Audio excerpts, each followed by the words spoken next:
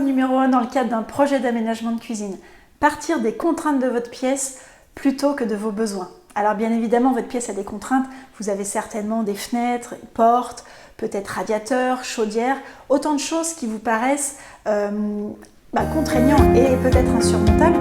Et de vous dire finalement, je dispose mes éléments directement parce qu'il n'y a probablement pas 36 manières de le faire.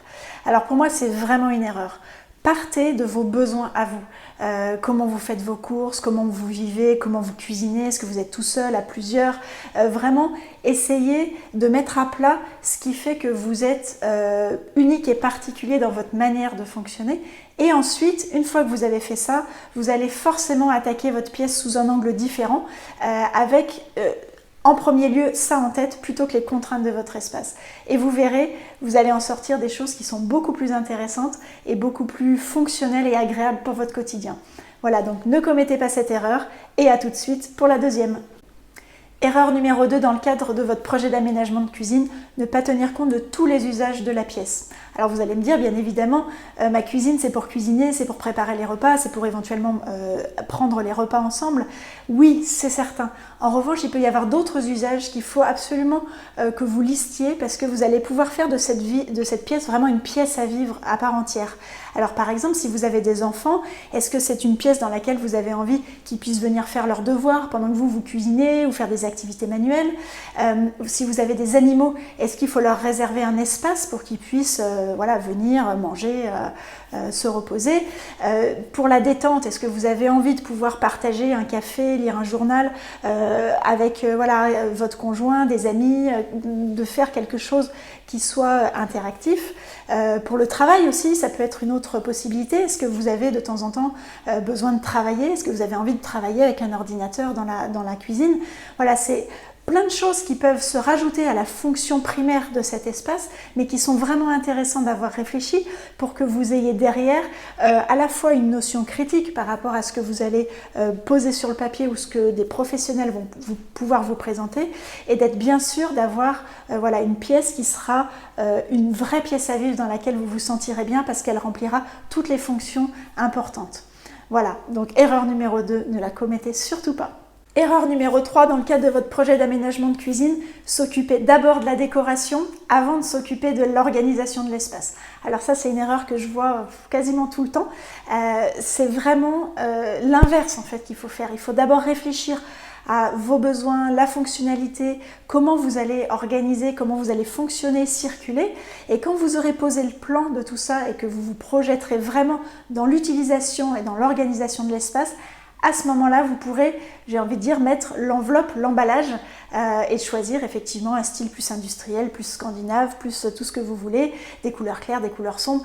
Tout ça, c'est vraiment après, dans un deuxième temps, mais certainement pas la première chose à laquelle il faut réfléchir. Et en plus, il est d'autant plus facile de réfléchir à la décoration quand tout est bien clair, quand vous pouvez vous projeter en fait dans ce que sera votre future cuisine. Voilà, donc erreur numéro 3, ne la commettez pas, commencez par l'organisation de l'espace. Erreur numéro 4, dans le cadre d'un projet d'aménagement de cuisine. Privilégiez dans votre budget les matériaux au détriment des aménagements techniques. Alors les aménagements techniques, qu'est-ce que c'est? Concrètement, c'est tous les éléments qui vont se tirer, qui vont se coulisser et qui vont permettre d'avoir un accès très facile à ce que vous avez dans vos placards. Alors c'est vrai que un casserolier, ça va être plus onéreux qu'un simple meuble avec porte et étagère, mais c'est aussi ce qui fera tout le plaisir et tout le confort, toute l'ergonomie que vous allez avoir dans votre cuisine au quotidien. Si vous avez un choix à faire par rapport à une enveloppe budgétaire globale et que vous êtes très tenté par des matériaux comme de la pierre, comme de la laque, essayez de trouver un équilibre entre tout ça pour pas vous retrouver avec quelque chose finalement où derrière vous allez vous dire mais zut quoi.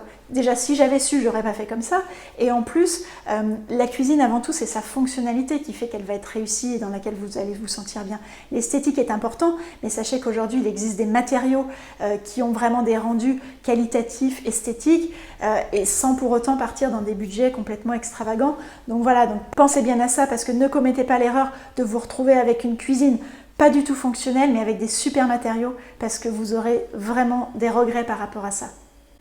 Alors, erreur numéro 5 dans le cadre d'un projet d'aménagement de cuisine, sous-estimer les espaces de circulation. Alors concrètement, Je vois beaucoup de projets, beaucoup de plans que les clients m'amènent en me disant bah voilà, j'ai vraiment très envie par exemple d'un îlot, mais en fait la pièce elle va pas pour ça. Les espaces de circulation autour sont trop réduits pour certaines implantations et il faut surtout pas partir là-dedans parce que certes vous aurez peut-être l'îlot dont vous rêviez, mais le problème c'est que si derrière il faut à chaque fois se pousser ou se tordre pour accéder aux différents rangements, ça va pas du tout. Et c'est vrai que les espaces de circulation, voilà, parfois on se dit bah tiens 80 cm, 85, allez 90 cm, ça va aller. Vraiment, dans la pratique, ça ne va pas aller. Vous allez vraiment avoir des problématiques, surtout si vous êtes plusieurs à passer dans la cuisine, vous allez vous gêner en permanence et en fait, vous allez regretter ces choix-là.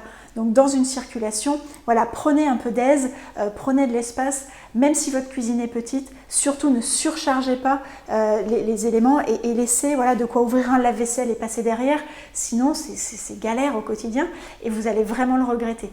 Donc erreur numéro 5, ne sous-estimez pas vos espaces de circulation, mettez les choses en vrai pour essayer de vous rendre compte de ce que ça fait réellement quand on vous dit voilà on a laissé 85 cm de passage.